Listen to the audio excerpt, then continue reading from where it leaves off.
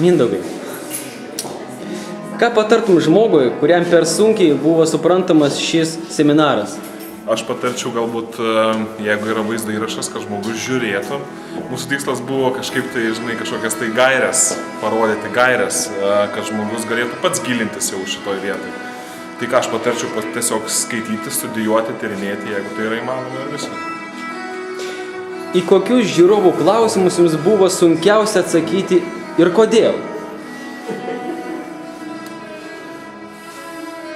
Sunkiausia galbūt buvo ne patys klausimai, o tai, kad tiesioginė transliacija ir mes neturėjom laiko nei pasiruošti, nei skaityti.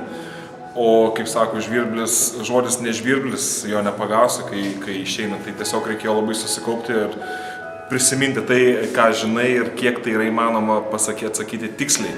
Tai galbūt ne patys klausimai, aišku, kai kurie klausimai mes jau matėm, kai kurie klausimai buvo sudėtingesni, tai mes palikom juos vaizdo įrašui. O šiaip tai ta pati transliacija duoda savotišką įtampą, tai va čia sunkiausia galbūt. Ačiū Mindaugai už atsakymus. Gerai.